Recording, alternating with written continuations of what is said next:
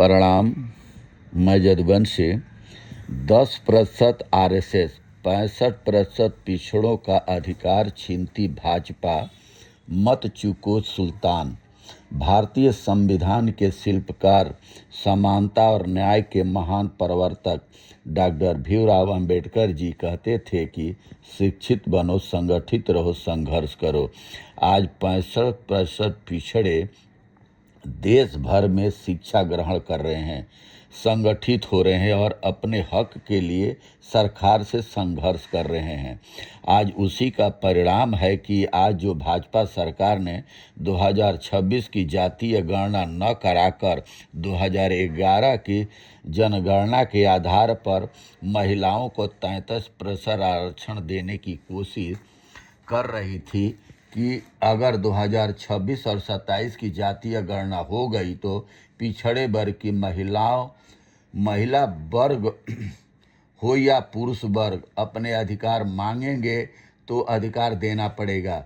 इसीलिए 2011 की जनगणना के आधार पर महिला आरक्षण दे रही है कि इस पिछड़े वर्ग की महिलाओं को न देना पड़े।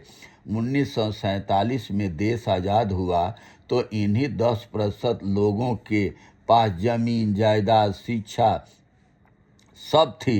डॉक्टर भीमराव अंबेडकर जी पढ़े लिखे थे तो उन्होंने दलित वर्ग, एससी एसटी वर्ग को आरक्षण दिला दिए। पिछड़े वर्ग की आवाज़ को दबा दिया गया, जिसका परिणाम यह हुआ कि 65% पिछड़ा वर्ग अपने आरक्षण व अधिकार के लिए देश भर में लड़ रहा है। ये 10% लोग सभ्य समाज, उच्च वर्ग अपने गरीब वर्ग के लोगों को 10% आरक्षण दे दिया। इस वर्ग के पास गांव की जमीन भी है।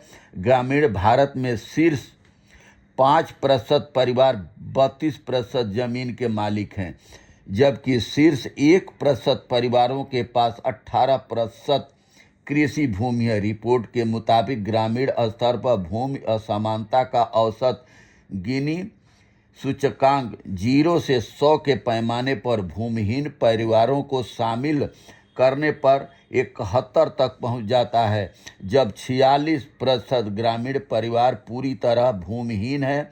रिपोर्ट कहती है कि औसतन किसी गांव में सबसे बड़ा जमींदार लगभग 12% जमीन नियंत्रित करता है, जबकि कुछ गांवों में एक ही व्यक्ति के पास आधे से अधिक कृषि भूमि है।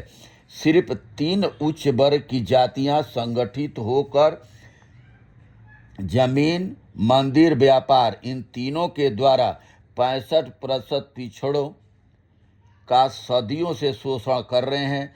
शिक्षा विभाग हो, स्वास्थ्य विभाग हो, केंद्र सरकार की नौकरी हो, सब जगह यही वर्ग हावी है।